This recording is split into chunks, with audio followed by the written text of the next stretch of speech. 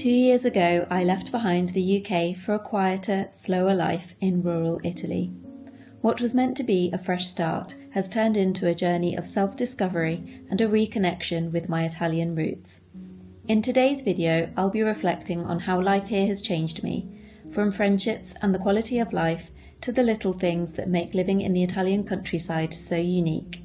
Join me as I share my experience of living in rural Italy. 2 years. It's weird. In some ways it feels like it's gone by in a flash, and in others it feels like I've been here forever and I can barely remember my life in England at all. What I thought would be a really nice thing to do instead of keeping everything on my phone is to print out a few physical photographs so that I can show you some of the highlights of the last 2 years and take you with me on a little journey down memory lane. Before I moved here, I lived in the picturesque English countryside, so I can hardly say I wasn't spoilt by natural beauty all around me. However, most of the time the weather wasn't good enough to actually go outdoors and appreciate it, even in the summer months. And even though it was beautiful, it didn't have the same diversity of landscape that you find here in Abruzzo. Moving to rural Italy and being surrounded by beautiful landscapes, mountains, beaches, incredible lakes has really helped shape me as a person. It's given me a deep sense of tranquility and peace and allowed me to disconnect from the noise of modern day life and instead to reconnect with myself. I love this photo. This was the first moment we stepped foot on Italian soil after a very long drive through France, and I was so happy and excited to be taking the first step on this journey. This has got to be one of my favourite moments in nature since I got here. We got up really early one morning in autumn and headed to the top of the mountain to watch the sunrise, and we were just surrounded by cows with bells ringing round their necks, and waiting for our little coffee maker to start hissing so we could have our morning coffee and a ciambella. And this was our first walk in the national park that's just down the road from us, and just feeling so appreciative to have all of this on my doorstep and to have so much space for Booby to run around and be surrounded by such beautiful scenery. And another example of some of the amazing scenery here. There's something to enjoy in nature in every single season. It goes without saying that this deeper connection with nature has definitely had a positive impact on my mental and physical well-being. Above all, it's taught me to appreciate and celebrate every season and to find joy in the small moments of everyday life. As well as being grateful for my immediate environment, living here in Abruzzo in the centre of Italy has allowed me to enjoy some of the things and the places that I love the most. This is me watching Napoli play in my personalised Bella Mozzarella shirt, and I was also lucky enough to be here when we won our third Scudetto, which was the highlight of my whole life, I kid you not. This photo is from one of my many day trips to Rome. I think on this occasion I went with my mum, but we do sometimes just go for dinner to make the most of being in such close proximity to the capital city. Living here means we can hop in the car and be at the Amalfi Coast in 4 hours, and so that's exactly what we did for my birthday last year. And this is me in beautiful Ravello having the time of my life, so that's definitely a huge bonus to living here. It also means that I'm closer to my sister and extended family in southern Italy. All of these things have contributed to me having a fuller and therefore higher quality of life here in Italy. I absolutely love my daily routine since I moved here. The morning coffee at the bar that's such an integral part of Italian culture is something I really look forward to because it's a moment to enjoy a sense of connection with others before starting a busy day ahead. There's such a strong sense of community in these small villages based on generations of history and shared traditions, and I'm so grateful to be a part of it. Eating together is another way that Italians strengthen that community feeling, and I'm never short for an invitation to lunch because people know that otherwise I'd be at home eating by myself. I really love that lunch is the main meal of the day rather than dinner, and you get to really take your time over it, slow down and savour every mouthful of a delicious, usually 3-course meal. And then, of course, there are all the festas, which are such a great way to bring people together and to pass down traditions from generation to generation. I love how colourful they are. As you know, I love to celebrate any occasion. And I was also really surprised at the first few I went to that the younger generations still seem really keen in participating. I love this photo because it shows my absolute childish glee at having confetti thrown all over me at Carnival. And it's just another example of one of the many events that really make life more enjoyable here. I'm hoping you'll be able to make this out on camera, but this is one of the most unique festivals in the region. It's called the Festa dei Bandaresi, and it's where the women join a procession with these huge baskets of flowers on their head, and it's such a sight to behold. This is another one of my favourite festas. This is Father's Day here in Italy, San Giuseppe, and they do this wonderful procession in San Martino sulla Marrucina with a view over the mountains that's just incredible. So if you've not watched my video on that, I would definitely go and take a look. When I first moved here, I was struck by the warmth and generosity of the people here. And if you watched my previous video, you'll know how kindly I was treated by the previous owners of this house. Having said that, it did take me a good year to year and a half to find my group of people. But now that I have, we have a really good rhythm of going out for pizza a couple of times a month. We'll go for breakfast together and of course meet up at various festas and things. There is also a strong expat community here and they seem very proactive at arranging meetups and language exchanges and things like that. Of course, lots of younger people have had to leave these small areas and go to big cities to find work.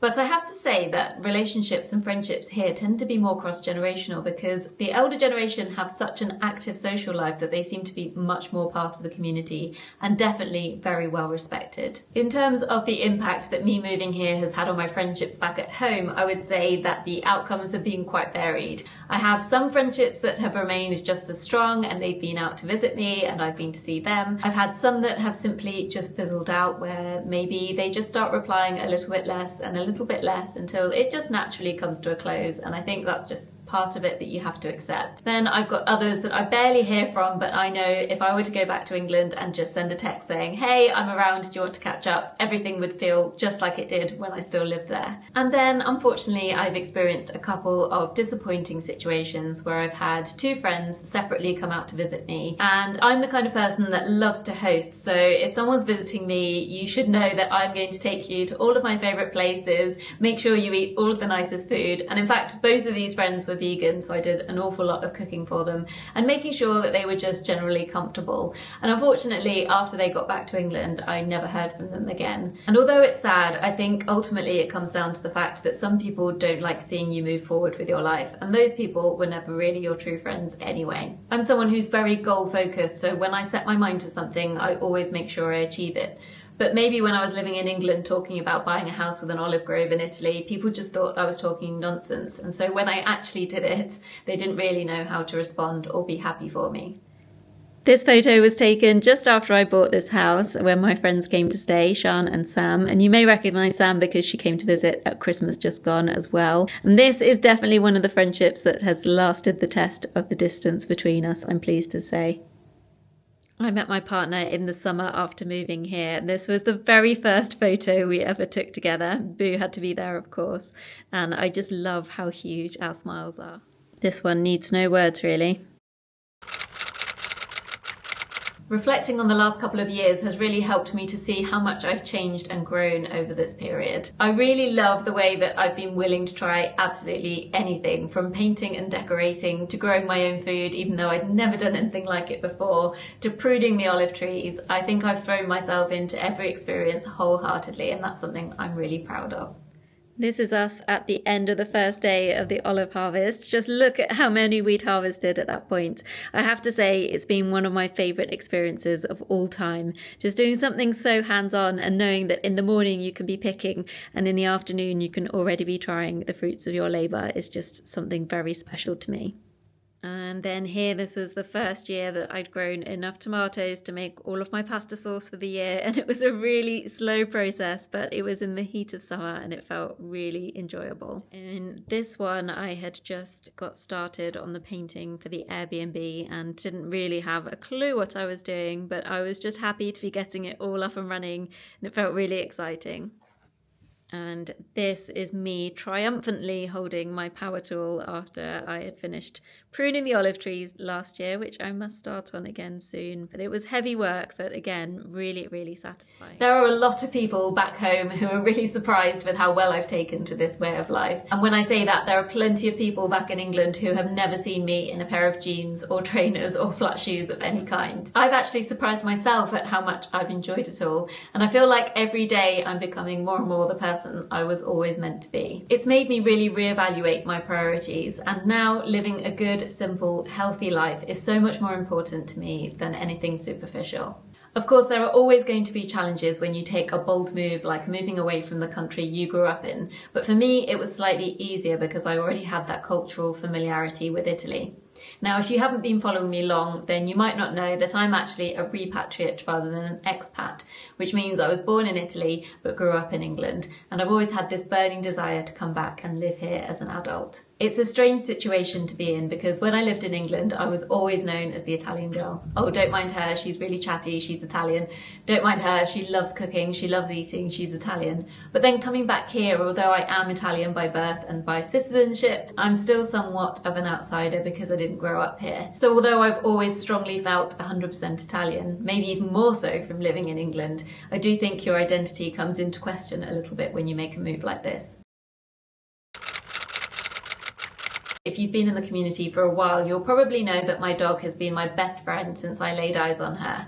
I never really had any plans to get any other animals, but I inherited chickens and rabbits with the house, and then I sort of just couldn't stop after that.